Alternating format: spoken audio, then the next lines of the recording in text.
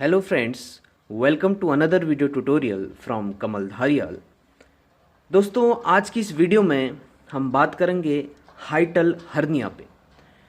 दोस्तों जैसा कि आपको पता है हर्निया क्या है। हर्निया एक ऐसी कंडीशन है जिसमें बॉडी का कोई भी स्ट्रक्चर या कोई भी ऑर्गन किसी ओपनिंग के थ्रू बाहर को निकल जाता है, यानी कि उसका प्रोट्रूशन हो जाता है, वो प्रोट्रूड कर जाता है अपनी अपनी जो ओरिजिनल उसकी पोजीशन है उससे वो बाहर की तरफ को निकल आता है, जिससे एक एबनॉर्मलिटी डेवलप हो जाती है।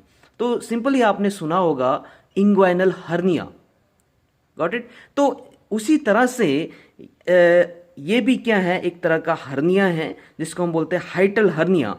ये बेसिकली स्टमक पे होता है, गॉट इट। यानी कि हम कह सकते हैं कि जो हमारे एब्डोमिनल ऑर्गन्स हैं, स्पेशली या टाइपिकली हम स्टमक की बात करें तो स्टमक अपनी नॉर्मल पोजीशन से ऊपर की तरफ को स्लिप हो जाता है डायफ्राम से लेके। जैसे कि आप इस डायग्राम में देख रहे हैं, ये हमारी इसोफेगस है और ये डायफ्राम है।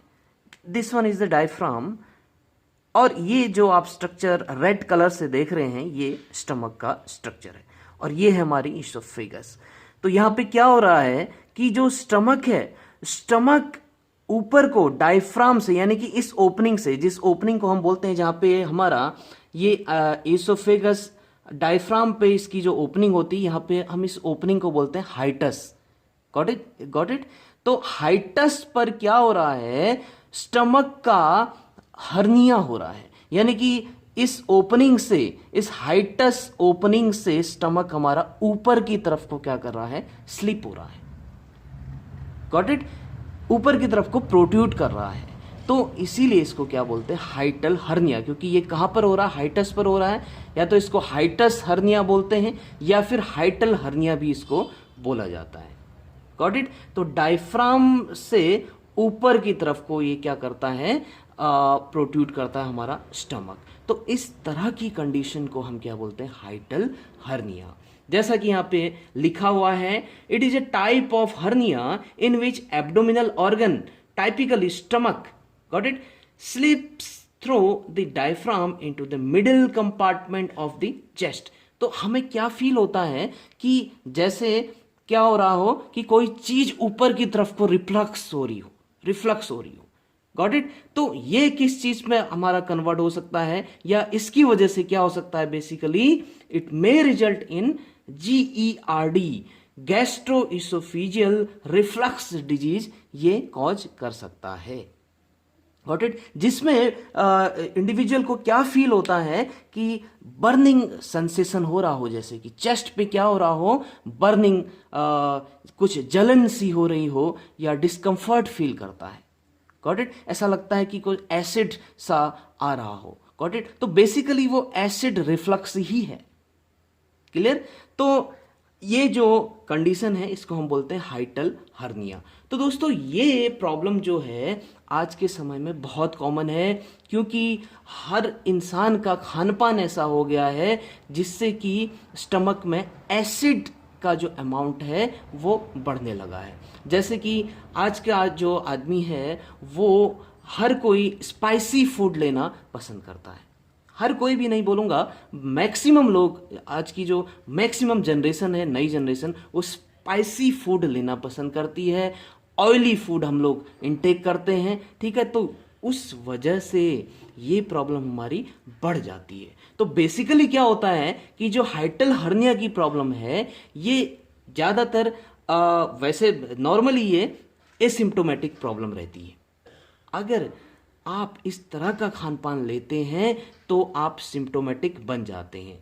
तो अगर आपको इस तरह के सिम्टम्स होते हैं कि आपको जलन हो रही है, चेस्ट पे जलन का सेंस आपको आ रहा है, आपका एसिड ऊपर को आ रहा है, कभी कभी क्या होता है कि आप सोए हैं और आपका ऊपर को खट्टी डका रहे हैं या खट्टा सा पानी आपको ऐसा फील होता है कि निकल रहा है, वो निकलता भी है, गॉट इट। या कभी कभी सोए हुए में नाक से भी निकल आता है, गॉट इट। तो ऐसी प्रॉब्लम्स इसमें बन जाती हैं। तो सिम्टम्स जब इसके हम देखें तो इस तरह के सिम्टम्स इसमें नजर आते हैं, गॉट इट।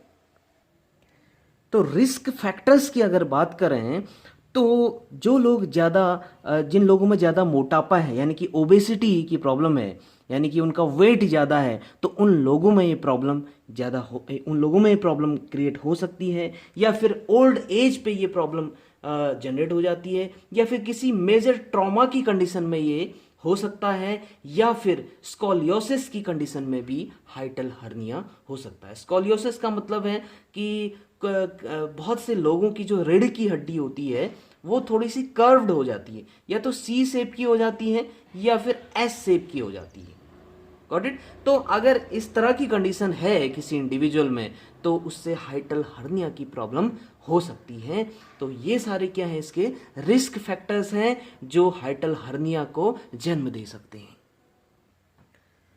तो दोस्तों अगर टाइप्स की बात करें, हाइटल हर्निया की टाइप्स की बात करें तो बेसिकली ये दो टाइप का होता है।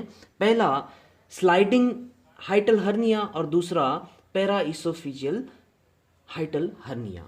तो स्लाइडिंग हर्निया जैसा कि आप डायग्राम में देख रहे हैं, ये दो डायग्राम से आप समझ सकते हैं दोनों टाइप्स को।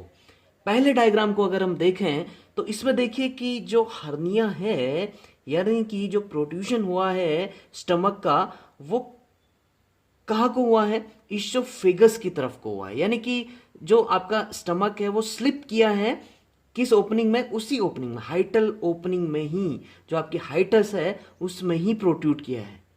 Got it? तो आप देख सकते हैं। तो इस तरह की हर्निया को बोलेंगे स्लाइडिंग हर्निया। Got it? और ये बहुत कॉमन है, 95% केसेस स्लाइडिंग हर्निया के आते हैं। Got it? ये बहुत कॉमनली देखा जाता है। Got it? और दूसरा जो टाइप है आपका पैराइसोफेजियल हर्निया, वो आप देख सकते हैं डायग्राम में कि जब जो प्रोट्रूशन हो रहा है वो प्रोट्रूशन कहाँ हो रहा है, वो स्लिप ना करके स्टमक हाइटस में स्लिप ना करके उस इसोफेगस के बराबर से या किसी उसकी साइड से आपका प्रोट्रूशन हो रहा हो। आप देख सकते हैं इस तरह से। Got it? तो इस तरह के टाइप को हम बोलेंगे पैराइसोफेजियल हर्निया, और ये 5% केसेस में होता है। Got it? और स्लाइडिंग हर्निया, इन दोनों में क्या डिफरेंस है कि स्लाइडिंग हर्निया बहुत कॉमन है, इसको हम ये आपका एसिम्प्टोमेटिक भी हो सकता है, और अगर सिम्प्टोमेटिक भी है तो हम इसे मेडिकेशन से या फिर अपने खान पान में हम कुछ मेंटेनेंस करके इसको हम ट्रीट कर सकते हैं। जो दूसरा टाइप है, गॉट इट, दूसरे टाइप में ज़्यादातर इसमें सर्जरी की रिक्वायरमेंट हो जाती है। Got it? या तो ट्रीटमेंट लेके मेडिकेशंस के थ्रू इसको हम ठीक कर सकते हैं, या फिर अगर ज़्यादा है प्रॉब्लम, अगर ज़्यादा बढ़ गई है, ज़्यादा सिम्टम्स जनरेट हो रहे हैं और ज़्यादा पेशेंट जो है ज़्यादा दिक्कत महसूस कर रहा है, तो इसका जो फाइनल ट्रीटमेंट है वो है सर्जरी।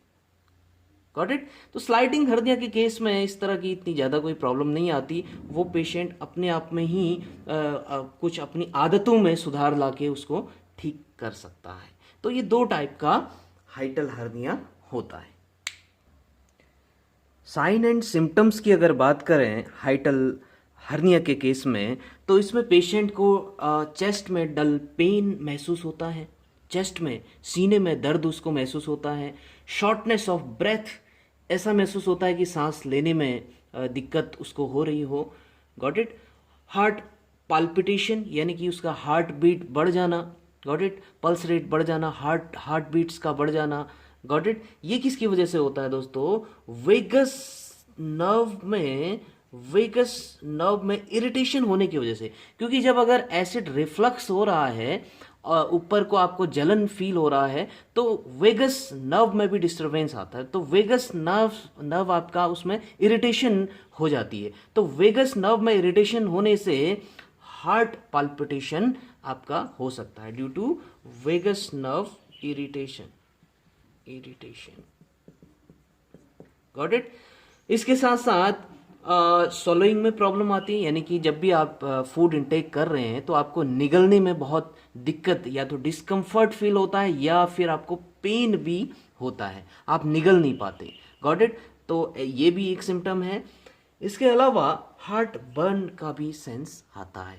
हार्ट बर्न को हम पायरोसिस भी बोलते हैं या कार्डियल्जिया भी इसको बोला जाता है। Got it. इसमें बेसिकली यही फील होता है कि जैसे कि एसिड आ गया हो, सीने में दर्द होने लगता है। Got it. और ऊपर को खट्टी डकारों का आना, खट्टे पानी का निकल के आना, जलन होना। Got it. तो इस तरह के जब सिम्टम्स आते हैं तो ये सिम्टम्स बेसिकली हम बात करें तो ये जो सिम्टम्स हैं, अगर आपने एक चीज नोट की हो तो ये सिम्टम्स बहुत सारे डिसऑर्डर्स में, बहुत सारे एब्डोमिनल जो डिसऑर्डर्स होते हैं, या हम कह सकते हैं स्टमक से रिलेटेड या इंडाइजेशन से रिलेटेड या फिर पेट से रिलेटेड दिक्कतों में ऐसे सिम्टम्स हमारे क्या होते हैं, कॉमन होते हैं। Got it. तो इसीलिए इसको बोला जाता है, इसके जो सिम्टम्स हैं इनको हम बोलते हैं great mimic. Great mimic. Got it. क्योंकि ये सिम्टम्स हमारे क्या होते हैं, अदर जो एब्डोमिनल डिसऑर्डर्स होते हैं उनसे भी ये रिजेंबल कर रहे हैं। Got it. तो इसीलिए इसको बोलते हैं ग्रेट मिमिक।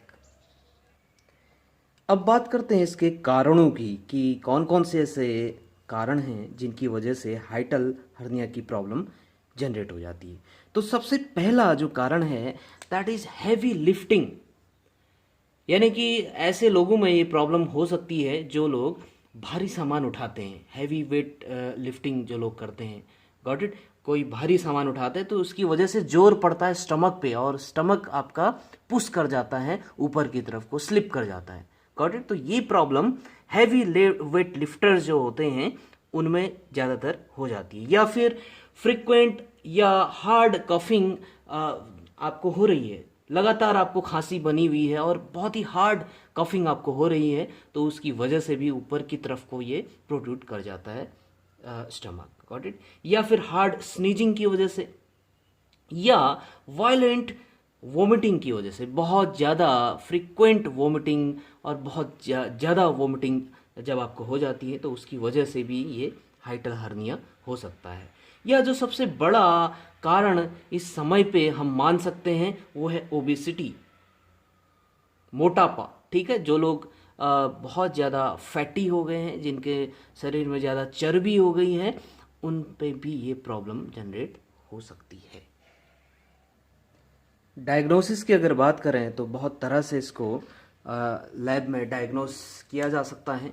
जैसे कि एंडोस्कोपी के थ्रू इसको हम डायग्नोस कर सकते हैं, या हाई रिजोल्यूशन मैनोमेट्री के थ्रू भी इसको डायग्नोस किया जाता है, या फिर इसोफेजियल पीएच मॉनिटरिंग से भी हम इसको डायग्नोस कर सकते हैं। क्योंकि बेसिकली एसिड की वजह से ये प्रॉब्लम जनरेट होती है, तो पीएच को भी मॉनिटर करके हम इसको डायग्नोस कर सकते हैं। या कंप्यूटेड टोमोग्राफी के थ्रू भी इसको डायग्नोस किया जाता है, यानी कि सीटी स्कैन। Got it. दोस्तों, अगर ट्रीटमेंट की बात करें तो अगर प्रॉब्लम बहुत ज़्यादा नहीं है, यानी कि बहुत कम सिम्टम्स आपको जनरेट हो रहे हैं या बहुत ज़्यादा प्रॉब्लम नहीं है, तो हम अपनी आदतों में सुधार करके इसको ट्रीट कर सकते हैं। कोई दवा हमें लेने की इसमें ज़रूरत नहीं है, कोई ट्रीटमेंट करने की इसकी ज़रूरत नहीं है। बस सिर्फ और सिर्फ हम अपनी कुछ आदतों में सुधार कर लें या कुछ चीज़ें अपनी लाइफ में, अपना लाइफ स्टाइल चेंज कर दें, तो उससे हम इससे निजात पा सकते हैं। तो सबसे पहला पॉइंट कि क्या करना है कि अगर इस तरह की प्रॉब्लम आपको हो रही है, एसिड रिफ्लक्स अगर हो रहा है, खट्टी डकारें, जलन, हार्ट बर्न, इस तरह के सिम्टम्स अगर आपको आते हैं, तो सोते हुए अपनी सिराने की साइड को आप क्या कर लें, थोड़ा सा एलिवेट कर लें, थोड़ा सा ऊंचा बना लें, ताकि रिफ्लक्स जो है ना बने, ऊपर को एसिड ना आए आपका। Got it. तो elevate the head of the bed. Got it. अपने बेड के हेड साइड को क्या कर लें, थोड़ा सा एलिवेट कर लें। दूसरी चीज, avoid lying down directly after meal. खाना खाने के तुरंत बाद आप सोए नहीं या लेटे नहीं। Got it. यानी कि खाना खाना और सोने के बीच में कम से कम 3 घंटे का, 3 आवर्स का डिफरेंस होना चाहिए। यानी कि सोने से 3 घंटा पहले आपको, कम से कम 3 घंटा पहले आपको खाना खा लेना है। खाना खाने के 3 घंटे बाद आपको सोना है। Got it. तीसरी चीज, और जो बहुत मेन पॉइंट है आज के समय में, क्योंकि आजकल लोगों की ओबेसिटी ज़्यादा हो गई, मोटापा ज़्यादा आ रहा है, तो वेट लॉस करना है। कैसे? ज़्यादा से ज़्यादा एक्सरसाइज करें, और एक्सरसाइज करते हुए एक चीज़ का ध्यान दें कि आपको हैवी वेट लिफ्टिंग नहीं करनी है, या फिर आपको झुकना नहीं है। झुकते हुए ये प्रॉब्लम ज़्यादा आती है, बेंड नहीं करना है बॉडी को, और या फिर दूसरी चीज़, आपको ज़्यादा हैवी वेट नहीं उठाना है। Got it? इसको अवॉइड करना है, वेट लिफ्टिंग को अवॉइड करना है। Got it? और आप जो वेट लॉस कर सकते हैं वो अपनी खान पान की आदतों में थोड़ा सा सुधार कर लें। जैसे कुछ कुछ फूड्स आपको अवॉइड करने हैं। फॉर एग्जांपल, फ्राइड फूड आपको नहीं लेना है, ज़्यादा तली भुनी चीज़ें आपको नहीं लेनी, यानी कि ऑयली चीज़ों से बचें, कम लें या अवॉइड ही करें। Got it? और हाई फैट मील्स से बचें, जैसे चीज़ लेना या बटर लेना, इन सब चीज़ों से बचें। और स्पाइसी फूड को कम करें, यानी कि ज़्यादा मसालेदार खाना, ज़्यादा मिर्च वाला खाना, उसको अवॉइड करें। आज के लोग चाइनीज़ फूड को ज़्यादा पसंद करते हैं, तो उसको अवॉइड करें, चाइनीज़ फूड ना लें। जितना कम करें इस चीज़ को, उतना आपके लिए फ़ायदेमंद रहेगा।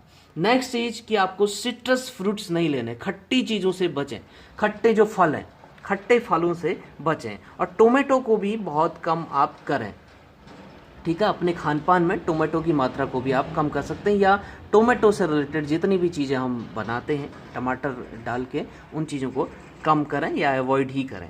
Got it? और बीवरेजेस, ठीक है, जो जैसे आपके अल्कोहल है या कॉफ़ी है या चाय है, ये कुछ आदतें आज के इंसान ने अपने आप में बना ली हैं, तो इन आदतों पे कंट्रोल करें। अल्कोहल ना लें जिनको ये प्रॉब्लम है, गॉट इट? कॉफ़ी ना लें, चाय ना लें, ठीक है? मैं तो ये बोलूँगा कि कैफीन वाले जितने भी आइटम्स हैं उनको ना ही लें। Got it? और कार्बोनेटेड ड्रिंक को भी अवॉइड करें। कार्बोनेटेड ड्रिंक जैसे कोल्ड ड्रिंक्स बहुत फैशन में चल रहा है, कोल्ड ड्रिंक को अवॉइड करें, जैसे कोका कोला, पेप्सी, फेंटा, लिम्का, न जाने लोग क्या क्या पीते रहते हैं, उसको थोड़ा सा कंट्रोल करें, या हो सके तो उन चीज़ों को अवॉइड करें। कार्बोनेटेड ड्रिंक्स ये सब हमारा एसिड रिफ्लक्स को बढ़ाती हैं और हाइटल हर्निया को जन्म दे सकती हैं, या इस प्रॉब्लम को बढ़ा सकती हैं। तो इन चीज़ों पर, इन सारी चीज़ों पर अगर आप सुधार करते हैं, तो आपको कोई मेडिकल ट्रीटमेंट या कोई मेडिकेशंस की रिक्वायरमेंट अगर आपको नहीं है। अगर फिर भी कुछ ज़्यादा प्रॉब्लम आपको होती है, तो कुछ कुछ एंटी सिक्रेटरी ड्रग्स इसमें आप ले सकते हैं, जैसे प्रोटॉन पंप इनहिबिटर्स या H2 ब्लॉकर्स आप ले सकते हैं। प्रोटॉन पंप इनहिबिटर्स में बेसिकली ओमिप्राजोल, पेंटोप्राजोल या रेबिप्राजोल, इस तरह की ड्रग्स को आप ले सकते हैं। दूसरी ये H2 blockers, H2 receptor blockers को भी हम ले सकते हैं, जैसे रेनिटिडिन, जिसका ब्रांड नेम है जेंटेक, और फेमोटिडिन, जिसका ब्रांड नेम है पेप्सिड। तो इस तरह की ड्रग्स को आप इनटेक कर सकते हैं अगर ज़्यादा प्रॉब्लम है तो दोस्तों, आज की वीडियो में बस इतना ही। आई होप कि आपके समझ में आया होगा। अगर वीडियो आपके समझ में आया है तो वीडियो को ज़्यादा से ज़्यादा शेयर करिए, लाइक करिए, और चैनल पर अगर पहली बार हैं तो चैनल को जरूर सब्सक्राइब करें और बेल आइकन को जरूर प्रेस करें, ताकि आने वाली नई वीडियोस की नोटिफिकेशंस आपको मिलते रहे। Thank you very much.